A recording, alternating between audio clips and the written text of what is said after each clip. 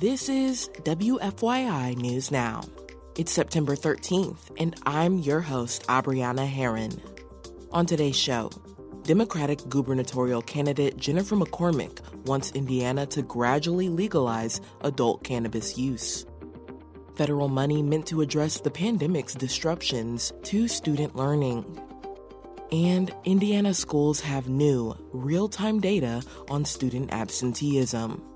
We don't know why your sixth graders are on the struggle bus, but maybe you do, and you can compare it to like, oh, well, they weren't last year, what happened?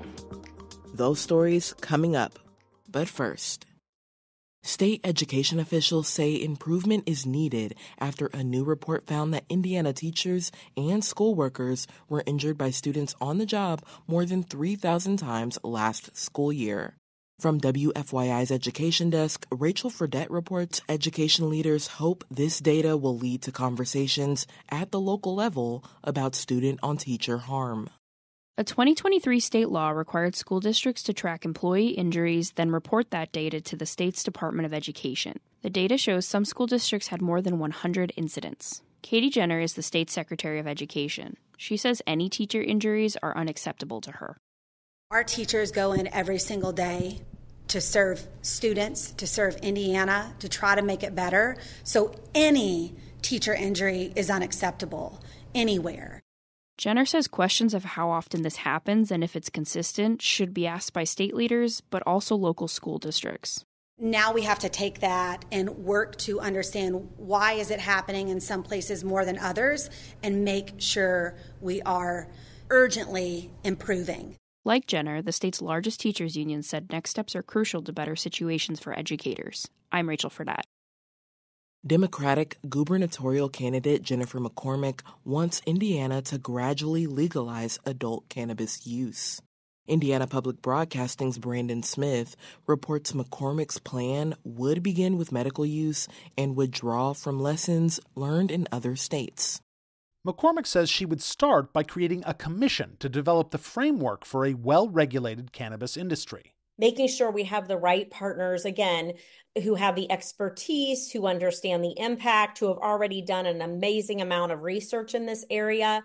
McCormick says she has no set timeline for how the state would move from legal medical use to legal recreational use. It is really dependent upon how this rolls out and what successes we see and what barriers we come across, because we know there will be both. Republican legislative leaders have been staunchly opposed to cannabis legalization. McCormick says different leadership in the governor's office and pressure from the public could change that. For Indiana Public Broadcasting, I'm Brandon Smith at the State House. Indiana's schools might get more time to spend federal money meant to address the pandemic's disruptions to student learning. WFYI's Zach Castle has more. The federal government pumped historic funding into schools to help them weather the pandemic. Indiana received $2.9 billion from the Elementary and Secondary School Emergency Relief Fund. Schools addressed learning loss, facility projects, and more. A deadline to commit the funds comes at the end of the month. They have until January to spend the rest. But schools can apply for an extension to use the remaining funds. J. Scott Bowling is the director of the Indiana Association of School Business Officials. And I think by the time the dust finally settles on the entire program, schools will have spent the vast majority of the ESSER dollars they were allocated. The state education department said all schools are eligible to apply. I'm Zach Castle. The extension would allow schools to close out projects into March of 2026. And for our final story today, Indiana schools have new, real-time data on student absenteeism. From WFYI's Education Desk, Dylan Pierce-McCoy reports that officials hope the dashboard will help local districts tackle the state's attendance crisis. Indiana students have been missing way too much school since the pandemic. State officials believe a new, real-time dashboard will help schools find patterns that help them figure out how to get students back in classrooms. John Keller is the Chief Information Officer for the State Education Department. We don't know why your sixth graders are on the struggle bus, but maybe you do, and you can compare it to like, oh, well, they weren't last year, what happened? Keller also hopes the new tool will help identify schools that are successfully improving attendance. some schools are already making progress. For the second year in a row, fewer Indiana students are chronically absent. I'm Dylan Pierce-McCoy.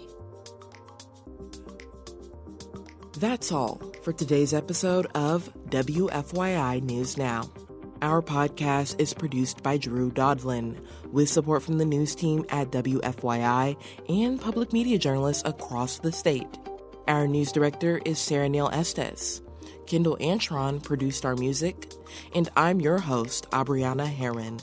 If you liked today's episode, remember to subscribe and share, and follow WFYI on Instagram, Facebook, and YouTube to check in on our newsroom throughout the day.